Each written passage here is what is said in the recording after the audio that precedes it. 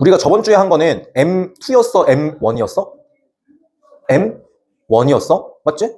형태소는 M1이 적혀 있잖아, 맞지? 지금 우리가 볼 건 M2예요? 그러면 지금 봐봐. 나름 순서를 가지고 어떠한 체계를 가지고 내가 설명을 하겠다라는 거네? 그럼 우리가 오늘 할 거는 어근과 접사, 그 다음에 어간과 어미예요. 맞죠?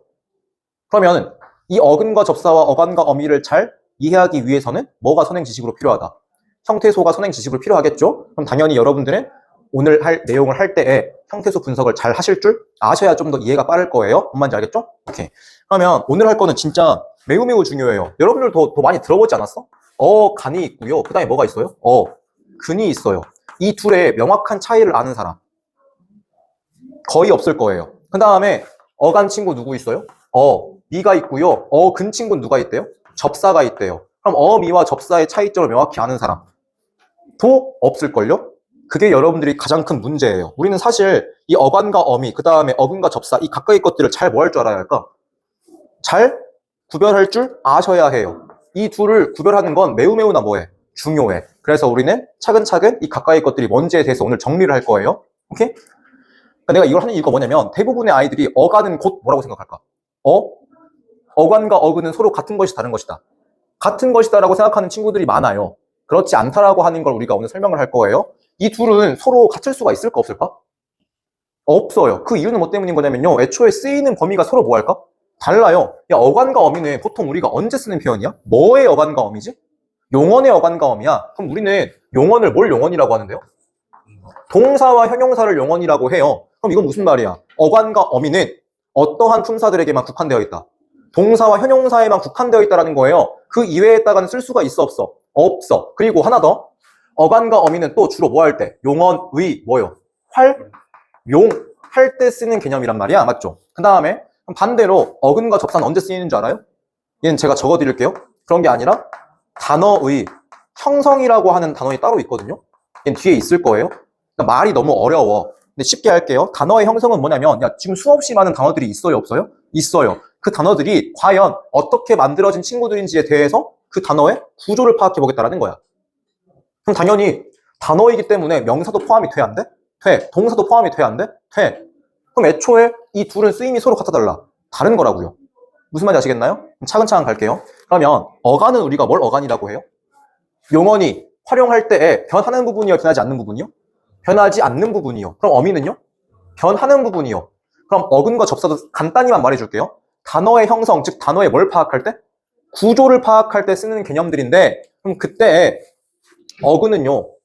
그 단어 안에서 어떠한 역할을 담당하는 친구들을 어근이라고 할까?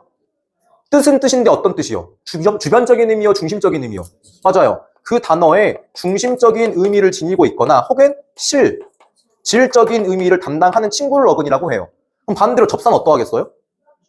주변적인 의미를 담당하거나 혹은 뭐요? 실질이 있으면 우리 뭐가 있었죠? 형식이 있었죠? 형식적인 의미, 즉 문법적인 기능을 담당하는 친구들을 우리가 뭐라 그래요? 접사라고 하는 거예요. 여기까지 이해돼요? 그럼 봐봐. 우리가 가장 먼저 할 건 뭐냐면요. 이거 먼저 할 거예요. 뭐랑 뭘 먼저 구별할까? 맞아요. 어간이랑 어근을 먼저 좀 구별해 보려고 해요. 어렵지 않아요, 여러분들. 봐볼게. 내가 세 가지의 단어들을 적어줄 거예요. 그걸 여러분들이 각자 어간과 어근으로 구별을 할 거야. 첫 번째는 뭐냐면요. 이거예요. 제일 쉬운 예시로 합시다. 예쁘다가 있어요. 그 다음에 이걸로 해보자. 가다가 있어요. 그 다음에 마지막 이걸로 합시다. 책가방이 있어요. 이 세 친구들 각각의 뭐랑 뭐, 간이랑 어근을 여러분들이 구별해 볼 거예요. 바로 갑시다. 예쁘다의 어간은 뭐예요? 너네가 활용해 보세요. 예쁘다, 예쁘고, 예쁘니 어디까지 안 변해요? 예쁘까지 안 변하네요? 그럼 예쁘다의 어간은 어디까지예요? 끝까지가 어간이에요. 맞죠? 그 다음에 돌아가다를 활용해 보세요. 돌고야 돌아가고야. 돌아가고잖아. 맞지? 그럼 어디까지가 어간이에요? 가까지가 어간이에요. 책가방은 어간 어디까지예요? 있어요? 없어요? 존재하지를 않아요. 왜요? 책가방은 용언이에요? 명사예요? 명사니까요. 그럼 가봅시다. 어근이에요. 우린 단어의 구조를 파악할 거예요. 그럼 낱낱이 쪼개봐야 될 거란 말이야. 이때 활용할 게 뭐야? 무슨 분석? 형태소 분석이에요. 예쁘다를 분석하면 어떻게 쪼개실래요? 예쁘다요. 돌아가다는 어떻게 쪼개실래요? 돌아예요? 돌 플러스 아예요? 다. 몇 개로 쪼개야 돼? 4개로 쪼개야겠죠. 그 다음에 책가방은요? 책과 가방으로 쪼개야겠죠. 그럼 가볼게요. 어그는 뭐라고? 단어 안에서 중심적이고 실질적인 의미예요. 예쁘다의 어그는 누구일까요? 예쁘야 다야. 당연히 뭐겠어? 예쁘이지 않을까요? 이게 무슨 말이냐고요, 여러분들?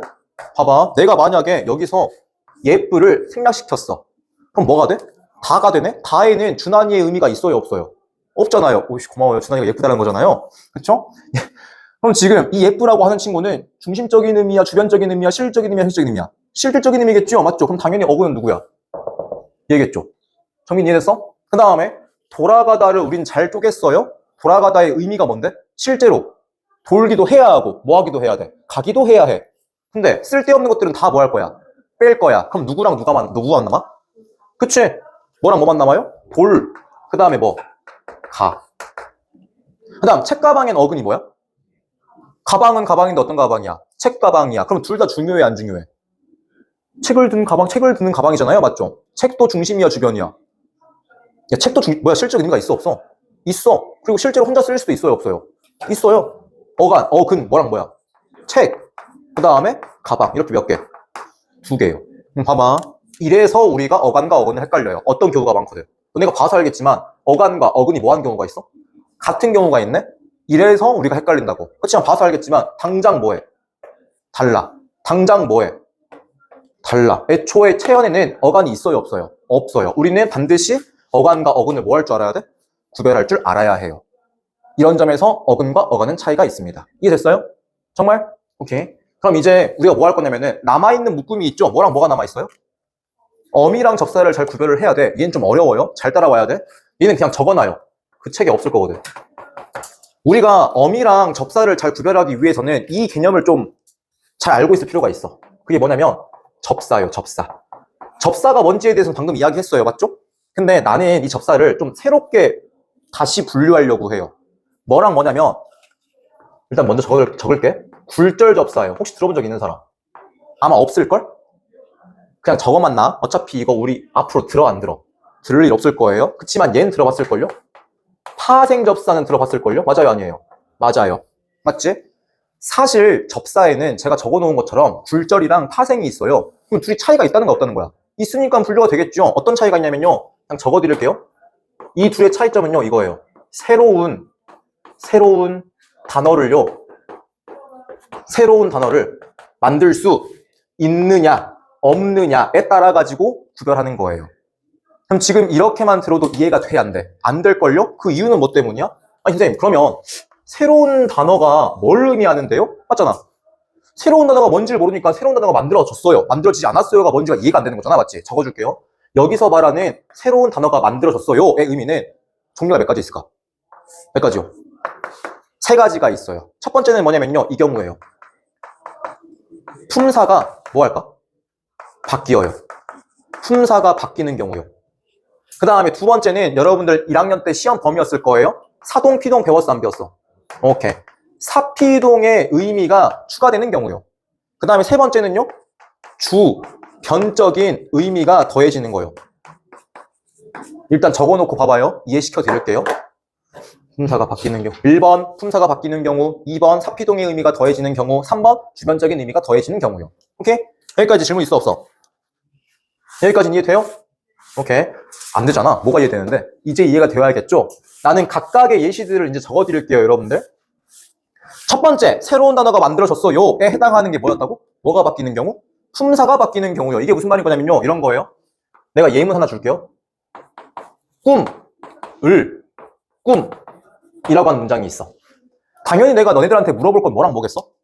꿈이랑 그 다음에 뭐? 꿈이지 않을까요? 왜요? 형태가 서로 어떠하거든. 같아요. 그치만 품사는 서로 어떠할까? 다를걸요? 차근차근 가보자. 이 두 친구의 기본 형태는 뭐야? 기본형은 뭐야? 당연히 뭐요? 꾸다에서부터 출발한 친구겠죠? 그럼 그때 꾸다의 어간 뭐해? 꾸에다가 지금 뭐가 결합한 거야? 미음이 결합한 거겠죠? 미음이 결합한 거겠죠? 둘 다. 맞지? 그럼 가보자. 내가 얘를 A라고 하고요. 내가 얘를 B라고 할게요. A에 달라붙어 있는 미음과 B에 달라붙어 있는 미음은 서로 같을까 다를까? 다를걸요? 왜 다른데요? 우리 혹시 저번 주에 제가 결국 여러분들 문법에서 여러분들이 힘들게 할 품사가 뭐라고 말씀드렸죠? 용언이라고 했잖아요. 맞죠? 그래서 제가 얘는 꼭 외우라고 했잖아. 용언이 지니고 있는 중요한 특징 몇 가지요? 두 가지요. 뭐랑 뭐요? 용언은 뭘 해요? 활용을 해요. 그 다음에 용언은 어떤 기능으로 쓰여요? 꾸며주는 거야, 서술이야? 서술이요. 이 두 가지는 무조건 뭐라고 했어? 기억하고 있어야 한다고 했죠? 이걸 써먹을 거예요. 자, 꾸다를 꿈 돼, 안 돼? 꾸다를 꿈 정민 되니 안 되니? 꾸다를 꿈 말이 돼요, 안 돼요? 지금 너네가 뭔 소리야 라고 한 이유가 뭐 때문이야? 말이 되니까 안 되니까? 안 되니까. 그럼 이거 무슨 말이에요? 지금 A에 쓰여져 있는 꿈은요, 뭘 상실해버렸어? 서술성이요, 있는 거예요, 없는 거예요? 없는 거예요. 내가 무슨 말인지 알겠어? 근데 꿈을 꾸다는 돼, 안 돼? 되잖아. 그럼 얘는 서술성이 그대로 뭐하고 있어? 유지가 되고 있네요? 맞죠? 차근차근 갑시다. 두 친구 다 기본형은 뭐라고? 꾸다라고. 야, 그럼 이 친구 품사 뭔데? 꾸다는 품사가 뭐예요? 동사네요? 맞죠? 그럼 봐봐요. B는 서술성이 그대로 유지되고 있어. 그럼 그대로 뭐로 쓰이고 있다는 거야? 그대로 동사로 쓰이고 있다는 거잖아요. 맞죠? 왜요? 서술성이 유지되고 있으니까요. 근데 A는 서술성이 있어, 없어? 없어. 그럼 이 친구 품사 뭐야? 명사야. 여기까지 납득 가능해요? 그럼 봐봐. 다시 여기로 가는 거예요. 접사에는 굴절과 뭐가 있어요? 파생이 있어요. 둘의 차이점은 뭐예요? 새로운 단어를 만들었느냐, 만들지 않았느냐의 차이인 거야. 근데 여기서 말하는 새로운 단어는 뭐? 첫 번째, 뭐가 바뀜? 품사가 바뀜. 그럼 봐봐요. 이 친구는 품사가 바뀌어서 안 바뀌었어? 바뀌었어. 그럼 이 친구의 구체적인 명칭은 뭐야? 파생접사야. 근데 어떤 품사를 만들어냈어? 명사요. 그래서 우리는 이 친구를 뭐라고 하는 거야? 명사, 파생, 접사라고 하는 거예요. 들어본 적 있어요, 없어요? 명사, 파생, 접사 들어본 적 있죠? 명사라고 하는 단어를 새롭게 만들어낸 접사이다 라고 하는 의미예요. 근데 B 같은 경우에는 품사 바뀌었어, 안 바뀌었어? 안 바뀌었네? 그럼 얘는 뭐야? 굴절 접사라고 하는 말 써, 안 써? 안 쓴다라고 했죠? 이제 바꿔드릴게요. 사실 이 굴절 접사가요, 지금 우리가 사용하는 뭐일까? 이에요. 뭔 말인지 알겠어? 이 굴절 접사가 사실은 뭐라고? 엄이라고. 그래서 우리는 이 미음을 뭐라고 불러요? 잠시 뭐처럼 쓰이고 있지? 명사처럼 쓰이고 있네요. 뭐요? 오케이. 명사형 무슨 어미요? 전성어미요. 왜 어미라고 하고 왜 접사라고 하는지 알겠죠? 얘는 서술성이 그대로 유지. 새로운 단어 만들어진 게 맞아, 아니야? 아니야. 그니까 넌 뭐라고? 어미라고. 근데 위에 놈은 품사가 명사로 뭐 했어? 바뀌었어. 그니까 넌 명칭이 뭐야? 접사라고요. 아시겠죠? 아, 이거는 참고로 약어예요. 줄임말이에요, 여러분들. 명사, 파생, 접사요. 얘는 명사형, 전성어미요. 오케이? 전 앞으로 이렇게 쓸 거니까 이해들 하시길 바라요. 그럼 하나만 더 해보자. 이제 너무 쉬울 거예요. 그림을 뭐함? 그림. 형태 어떠해? 똑같아요. 맞죠? 그치만 이게 쪼개면 어떻게 돼? 그리에 뭐가 붙은 거예요? 미음이 붙은 거겠죠? 이때의 미음은 뭐야? 명, 전이야, 접이야? 접. 왜? 그리다를 그림 돼, 안 돼? 안 돼. 서술성이 뭐해져 버렸어? 사라져 버렸어. 그렇지만 얘는 그림을 그리다 돼, 안 돼? 돼. 서술성 있어, 없어? 있어. 그럼 얘는 명칭이 뭐예요? 명사형 전성어미요. 이게 바로 첫 번째 해당하는 예예요. 무슨 말인지 아시겠나요? 오케이. 그럼 이제 두 번째로 가볼게요, 여러분들. 이거 정말 이해됐어요? 오케이. 두 번째. 이것도 좀 이상하지 않아? 사피동의 의미가 더해졌는데 무슨 단어래? 새로운 단어래. 이게 무슨 말인 거냐면요. 제일 쉬운 걸로 갈게요, 여러분들. 먹다가 있어요. 그 다음에 먹이다가 있어요. 우린 이 둘을 비교할 거야. 먹다를 가지고 문장 만들어 볼래요? 가장 단순한 문장? 준환이가 밥을 먹다. 그럼 봐봐요. 먹다를 가지고 문장을 만들기 위해서는 필요한 문장 성분이 뭐랑 뭐야? 주어랑 그 다음에 뭐요? 목적어만 있으면 충분해요. 근데 먹이다는요? 준환이가 밥을 먹이다. 완전 불완전. 불완전이야. 뭐도 필요해? 지원이에게 필요해요, 안 필요해요? 필요해요. 그럼 봐봐요. 주어 필요해, 안 필요해? 필요해. 그 다음에 목적어 필요해, 안 필요해? 필요해. 뭘 먹였는데 필요하잖아, 맞지? 근데 뭐도 필요해. 누구누구에게는 문장 성분이 뭐죠? 보어요, 부사어요. 부사어요. 이때 이 부사어는 필수적이야, 필수적이지 않아? 얘는 필수적이야. 그럼 봐봐요. 만약에 먹다랑 먹이다가 완전히 무슨 단어였으면, 같은 단어였으면, 야, 이런 문장 성분의 변화가 생길까, 안 생길까? 안 생기지 않을까요? 그럼 이건 무슨 말이에요? 먹다와 먹이다는 사실 같은 단어가 맞아, 아니야? 아니다라는 거야. 그렇기 때문에 사동과 피동의 의미가 더해졌을 때에도 뭐가 만들어진 거예요? 새로운 단어가 만들어진 거예요 라고 하는 거라고. 만약 저 둘이 같은 거였으면 먹이다도 뭐만 있으면 충분해. 주어랑 목적어만 있으면 충분했겠죠. 그렇지만 그래 안 그래? 안 그래. 뭐가 더 필요해? 부사어라고 하는 친구가 필요해. 이걸 근거로써 먹다랑 먹이다는 서로 뭐 하는 거야? 다른 거구나. 그래서 새로운 단어가 만들어진 거 맞구나 아니구나? 맞구나. 그럼 봐봐. 우리 시험도 봤죠? 맞죠? 그래서 우리는 이때의 이를 뭐라 불러요? 주어는 항상 기준은 주어야. 준환이의 입장으로서 밥을 먹임을 당한 거야, 먹게끔 한 거야? 한 거잖아. 준환이의 입장으로서 먹임을 당한 거예요? 주어 입장으로서? 아니요. 주어 입장으로서는 하게끔 한 거잖아요. 그래서 우리 이때의 이를 뭐라 불러요? 사동 뭐요? 사동 뭐요? 시험도 봤잖아. 사동 뭐? 사동 선어말음이요? 뭐씨, 그딴 걸 어디서 들은 거야? 사동 접사요. 맞아요, 아니에요? 사동 전미사요. 맞아요, 아니에요? 그래요. 그래서 여기에 접사라고 하는 말이 쓰였던 거라고. 왜? 뭐가 만들어졌으니까. 새로운 단어가 만들어졌으니까요. 이해되세요, 여러분들? 오케이? 오케이. 하나 더 해줘? 이거 예시? 아니면 이해됐어? 됐어요? 하나 더 해달라고? 이해됐어요, 정민? 하나만 더 해보자. 잡다가 있어요? 잡히다가 있어요? 준환이가 도둑을 잡다. 뭐랑 뭐만 있으면 돼? 주어랑 목적어만 있으면 돼요. 서술어니까 다 뺀 거야. 그 다음에 잡히다는? 도둑이 준환이 에게네 뭐야? 뭐하다? 도둑이 준환이에게 잡히다. 더 필요해 안 필요해? 필요 없네. 그럼 봐봐. 야, 만약에 잡다랑 잡히다가 완전히 같은 단어였으면은 문장 성분도 똑같아야 하지 않을까? 근데 지금 어떠해요? 같아요, 달라요? 다르네요? 이건 뭐에 대한 근거야? 뭘 반증하기도 해? 잡다랑 잡히다는 뭐 한 거야? 다른 단어구나? 그래서 우리는 이때의 히를 뭐라고 불렀어요? 도둑이 주어지, 주어 입장으로 판단을 하는 거야. 도둑이 준환이에게 잡히다. 도둑 입장으로서는 잡힘을 하게끔 한 거야, 당한 거야?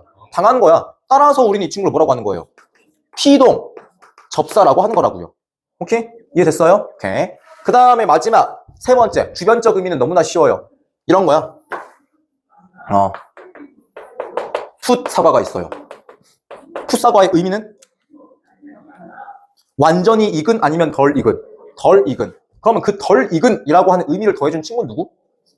풋에 의해서 덜 익은의 의미가 추가되었네요. 맞죠? 얘는 그럼 어떤 의미야? 주변적인 의미야, 중심적인 의미야? 주변적인 의미야. 당연히 중심은 누구니까? 사과가 중심이니까. 그 다음에 풋 봐봐요. 얘 단독으로 쓰일 수 있나? 없어요. 그럼 얘는 당연히 뭐야?